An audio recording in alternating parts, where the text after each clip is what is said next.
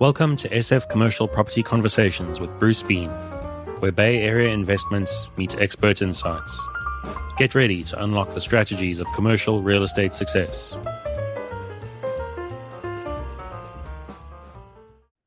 So, good day, everyone. It's a great pleasure I have today of having Austin Barron with us today. He is in the Chico market and working for Century 21. He's a commercial broker up there, and so we're going to get a little different slice of commercial brokerage from an area that is more in the rural Northern California area. So, Austin, it's great to have you on. I'd love to hear a little history of how you got into real estate. I know that your grandparents worked in real estate, so that's a nice lead in. Yeah.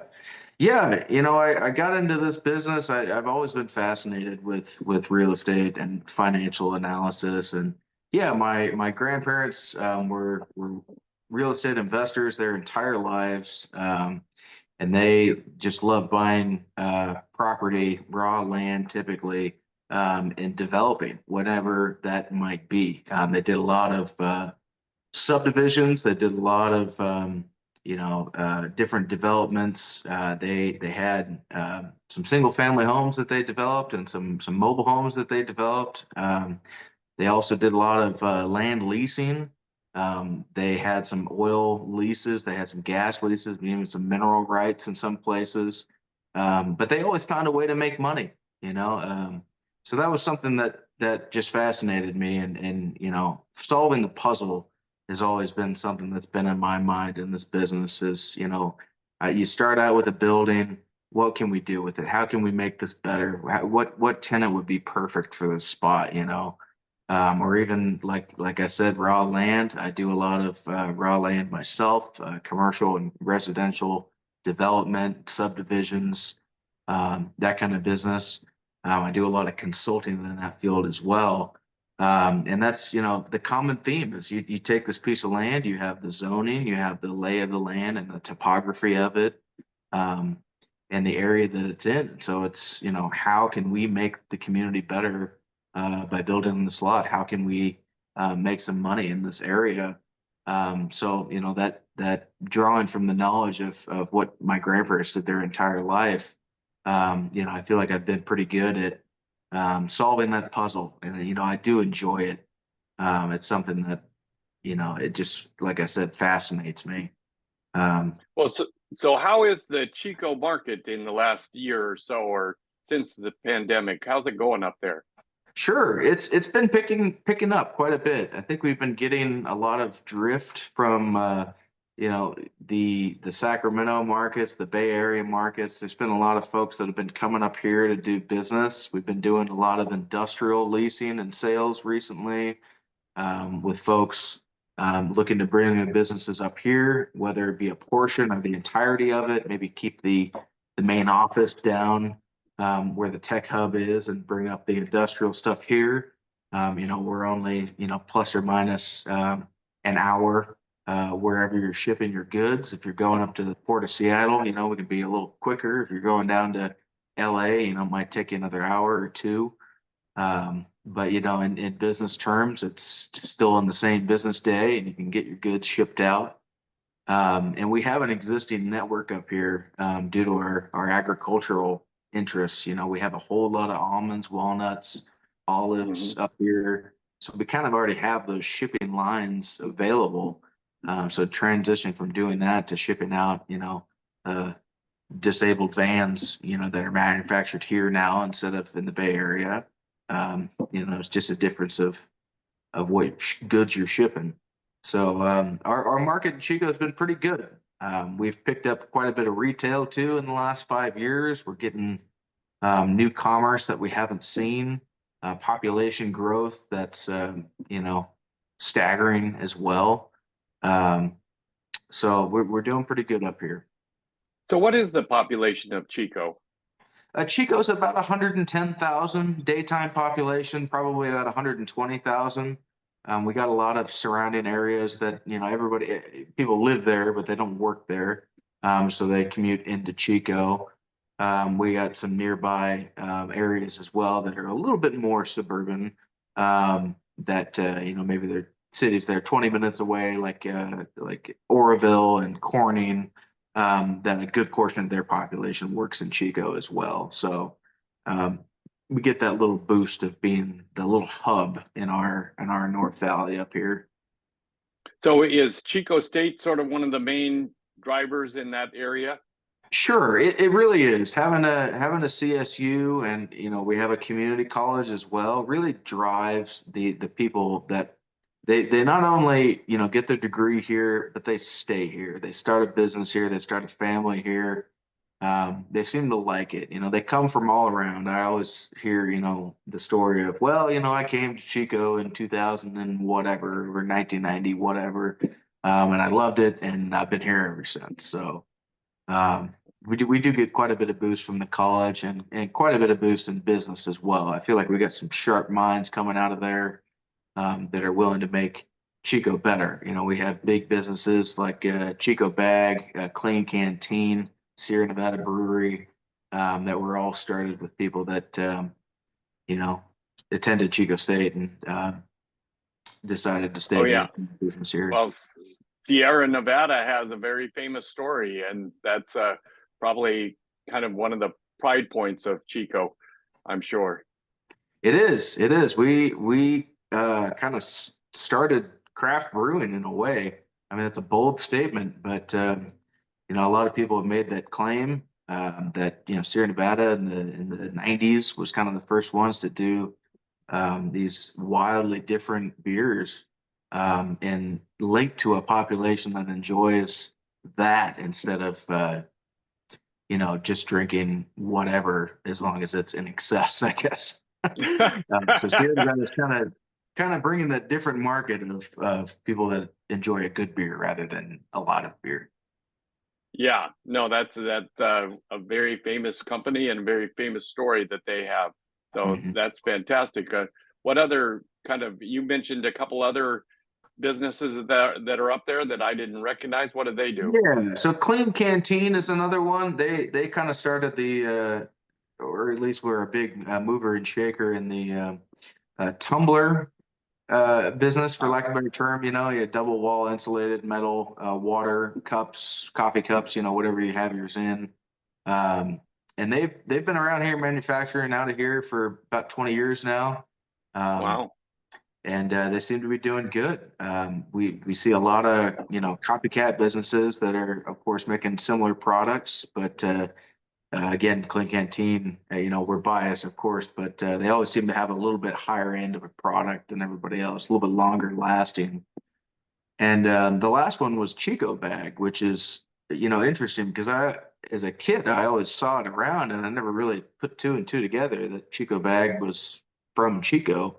But they have been around. You'll see them in airports and in gas stations. They make these little bags that fold up into, a little tiny sack about the size of your palm Oh there. yeah. Um, Right. and that technology has been Chico bags for forever. So if it's not a Chico bag, it might be a similar brand, but Chico bag was kind of the first one to make that. So they've definitely influenced that industry of making grocery bags small and compact and reusable. Well, I think college towns are very famous for kind of innovation and so forth. And it sounds like Chico State and both community college up there have been done very well in that area. Yeah, they seem to. I think they have a good location, and they seem to have their heads on straight and making our students better. Yeah. So I was fascinated by your comment that uh, CoStar and LoopNet kind of didn't really suit your needs. It was probably more Sure. expensive than what you needed, and you decided that Crexi really fit your needs better for your particular market, which I think that makes sense to me, given that CoStar and LoopNet tend to be more focused on high density areas, and I can see where Crexi would work better in a little bit more rural area. Definitely. It was a hard and informed decision, because here's the thing is your clients, no matter who they are, how big, how small, they're gonna know LoopNet. So to say to them, we don't LoopNet, we don't use LoopNet anymore, was kind of a concern for the first little while. But it all came down to numbers. LoopNet, we pay a lot of money for. I think, it ends up being what, $100 a listing on there. And we don't get as much exposure as we were hoping for. And we started using Crexi. Now we're all using Crexi Pro. It's a couple $100 a month for unlimited listings. And we're getting better results. I just put one on the other day that we're getting 20 to 30 people looking at it, calling in the first couple of days, whereas LoopNet, it wasn't as much. The leads that we got were good, but it ended up being only a handful per property of leads that we were getting. So looking at those two things, that do I want one or two that are going to be looking at this that I know they're verified buyers, they're going to be solid, or do I want 20 to 25 that are going to be the more neighborhood people that are looking to buy commercial real estate? Maybe they're a small fund, maybe they are a big fund, but the exposure is just higher. And in markets like Chico, where we're urban, but we're only a town of 110,000 people. It's more likely where we're going to get a local buyer or maybe a regional fund. And that just like I was saying, like you were saying, it doesn't. Crexi and CoStar and LoopNet really cater more towards the major metros, the capitals, places that you're selling $30 million skyscrapers, and those people that are going to buy that are institutional, and they're going to be checking LoopNet only if they're checking anything at all. They might just have their own agent who's checking LoopNet and giving them properties that they aren't searching themselves. They're not using Google to say, "Oh, I just drove by that property." It's more like having a Zoom meeting with your broker every month to find out which properties you're going to buy where, and he's going to pull those from LoopNet. So we found great success in using Crexi, and I've been recommending it to anybody that'll listen. To be honest, because it seems to be just a better solution. It might not be a prettier product, it might not be as big of a name yet, but we're standing by it and we're doing good with it. That's fantastic. You're making me want to go back to my Crexi listings and kind of update them and get them going, because what you're basically saying is more and more people are looking at Crexi, and that's fantastic. So yeah, good for them. There was a month a while back too that I think kind of piqued our interest in this, where they did have more viewers than LoopNet as a whole. Oh wow. Wow. Before that, we were just like, it's a little company, they're doing some stuff, but that kind of really opened our eyes, and that did it for us. Wow, so this is sort of a recent changeover that you've gone through. Yeah, it was about in the last 6 months to a year, maybe. And like I said, we're enjoying it, so I don't think we're going to be picking up any LoopNet stuff anytime soon. Maybe if it's a big property that we just want to try all things, but for now we're liking our stuff on Crexi. Well, it sounds like Crexi has now figured out their search engine optimization, so that if people are searching for property, say in the Chico area, if they just say I want to find a XYZ property, that Crexi will pop up and give you a listing. Definitely, and they've really figured out their kind of confidentiality agreements where you can go into your data vault like you might be used to on LoopNet, as well as they're combining all the units available in one building. That you go to 123 Main Street and you can see the 8 units available for lease in there, instead of they're being posted as separate listings. So those are two things that they've really got on, and like I said, I think they have a good product for us out here in markets that aren't San Francisco. So earlier you were talking about a transaction where you had a lease to buy a piece of development land. I was fascinated by that. Sure. So maybe you could run through that a little bit. Sure. Yeah, that was an interesting one. You learn something new and you see something new in this business every day. and that was that day. We have a property that's 60 acres. It's zoned for 1 acre minimum parcel size, or just minimum. Um, and we had a developer that was doing about 5 parcels nearby. This is a luxury area. He did those 5 properties. They were beautiful. We reached out to him and said, hey, what do you think about this? And so the property's got some interesting stuff to it. It had some former federal wetlands that, of course, gone by the wayside with the new federal Supreme Court decision, Sackett versus EPA, that helped us out on that one. And he wanted to take a look at it. He wanted to be interested in it, but to purchase at the full price just wasn't. It was too risky for him. So he wanted to submit an offer with a 2-year or a 3-year lease on land with the ability and the rights to get entitlements done and get studies and reports done. And then, of course, when the whole thing was fully approved and ready to move the dirt, he would close escrow on it. And those terms were pretty amicable for the seller. I think it ended up being just a disagreement on price. We had it, where the seller was wanting 3.5 million. The buyer said he really couldn't go higher than 3 million unless he knew for sure that he could build that type of house and sell it for, these are $1 million homes in this area. Maybe the average price is probably about 1.3. And it just came down to nerves at the end of it. I think the seller was too worried she'd get kind of screwed over if the buyer was able to build these nice houses, and the buyer was too worried he wasn't able to. So even with the lease, it just didn't work out. But that's real estate for you. We move on, and now we have all the knowledge and information from that deal to move on to the next one. Yeah, hopefully another buyer comes along and off you go from there. Yeah. You never know. Yeah, that's True. fantastic.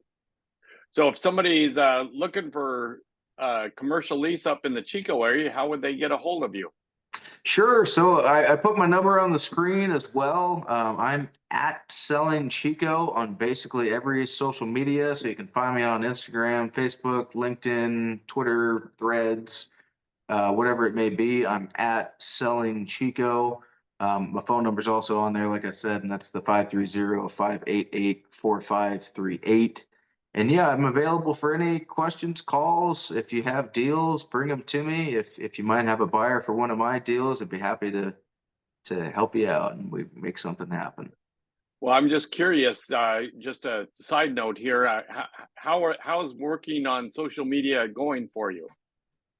It's been good for word of mouth and kind of just a presence in the area. I feel like a lot of these clients nowadays, they're of course going to be introduced to you through kind of our traditional means, whether it's a referral or a cold call or they're calling on a sign, but then they're immediately going to go to their handy little phones and look you up, find out who you are, where you are, what you're doing. And that social media has definitely helped, posting all my deals, all my listings, updates, information on Facebook and Instagram and LinkedIn has been great. It really showcases who you are and what you have to offer these clients and what kind of background and knowledge you have. As far as getting leads, I'd say it's maybe 1 to 5% of my leads come from social media, but they do come. But it's definitely a necessity, and it seems to be lacking a little bit in commercial real estate. We're professionals. We kind of have a hard time, going on social media and posting something that isn't, a vacation in Hawaii or something like that. So, but it's definitely a necessity because, a while ago, a client told me that, if you aren't on social media, you don't exist. And I just you don't exist. It's probably true. So I'm curious. Just one last question here. How much are you cold calling these days? I cold call probably a few dozen a month. I make pretty calculated cold calls. I'm finding out, these properties that are either distressed or vacant or have a serious value add, or maybe I have a buyer for them and I'm calling them with a purpose. It's, hey, I see your property is vacant there. It's been vacant for a few years. Let me do my financial analysis, find you some lease comps, and see if we can't make you some money. Maybe we can get a tenant in there, or if you're interested in just getting rid of the thing, I can show you what we can realistically list it for. So, that's kind of my thing. I know a lot of people call anybody and everybody looking for a fish on the line. Like I said, I like being a little bit more calculated and feel like I know what I'm talking about and I know what I'm looking at when I make that call. Well, it sounds like most of your referrals come through kind of word of mouth. Yeah, and that's the other thing I've always believed in is doing good service for your clients. That way they talk to their friends, they talk to their poker buddies. And if they got a building somewhere or a friend that brought it up to them, they have an agent to talk to. So that's fantastic. Well, Austin, it's been fantastic talking to you. I hope we can do some transactions together. Absolutely. Sounds like a plan. It was great being here. That's a wrap on today's journey through the SF commercial real estate scene. Ready to share your story? Visit sfcommercialconversations.com/guest. Your insights could lead the next conversation.